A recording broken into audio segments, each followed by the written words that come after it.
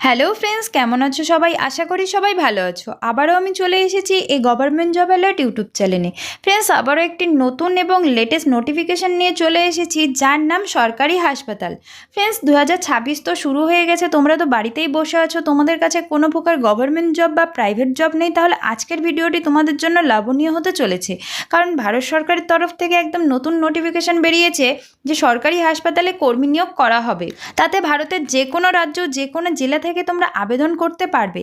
কোনো প্রকার ফিস লাগছে না, কোনো এক্সাম হবে না, একদম ফ্রিতে। শুধুমাত্র অষ্টম পাস, দশম পাস ও দ্বাদশ পাসের পার্সেন্টেজ অনুসারে সিলেকশন করা হবে। তো তোমরা যদি চাও এই বিজ্ঞপ্তিটিতে আবেদন করতে, তাহলে অবশ্যই ফর্ম ফিল আপ করতে পারো। তো তোমরা কিভাবে ফর্ম ফিল আপ করবে, তাতে পদ কতগুলি রয়েছে, বয়সের সময়সীমা কত রয়েছে, স্যালারি কত রয়েছে, এ টু জেড তথ্য আমি এই ভিডিওর মাধ্যমে তোমাদের সামনে প্রোভাইড। তাহলে চলো সোজা নোটিফিকেশনের দিকে চলে যাই। আর তোমাদের ভিডিওটি শুরু থেকে শেষ পর্যন্ত দেখতে হবে। এবং যারা আমার চ্যানেলটিকে এখন পর্যন্ত সাবস্ক্রাইব করনি, তারা অবশ্যই আমার চ্যানেলটিকে সাবস্ক্রাইব করে একটি লাইক করে দেবে।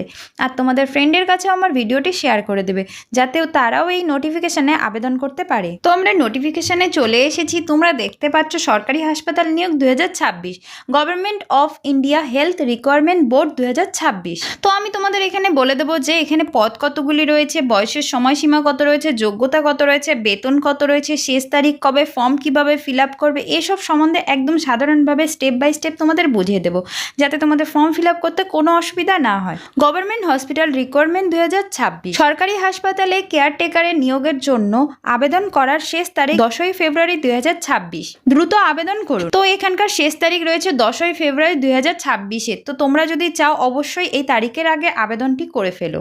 গভর্নমেন্ট হসপিটাল রিকোয়ারমেন্ট 2026, এই নিয়োগের জন্য আবেদন করার শেষ তারিখ নির্ধারিত হয়েছে 10ই ফেব্রুয়ারি 2026। তাই সকল প্রার্থীদের দ্রুত আবেদনের পরামর্শ দেওয়া হচ্ছে।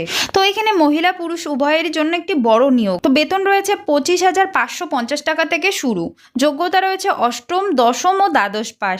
পদের সংখ্যা রয়েছে 34,000 থেকে 65,000। কোনো পরীক্ষা ছাড়াই সরাসরি সাক্ষাতের ভিত্তিতে নিয়োগ করা হবে। সরকারি হাসপাতাল নিয়োগ 2026, এই নিয়োগের বিভিন্ন প্রাইভেট এজেন্সির মাধ্যমে করা হবে। স্বাস্থ্য মন্ত্রণালয়ের মতে আগামী 5 বছরে প্রায় 10 লক্ষ নতুন চাকরির সুযোগ তৈরি হবে। সরকারি চাকরির কাজ সরকারি ও বেসরকারি হাসপাতালে নিয়োগ করা হবে। তো এখানে নিয়োগের কি কি পোস্ট রয়েছে সেগুলো আমি খুব সাধারণভাবে তোমাদের বলে দিচ্ছি। এখানে প্রথমে রয়েছে রোগীর বিস্তারিত তথ্য যাচাই, জিডিএস, রোগ বিল ক্লিয়ার করানো মানে রিসেপশনিস্ট, আর রয়েছে ওয়ার্ড বয়, গার্ড, হাউসকিপিং ও আয়ামাসি।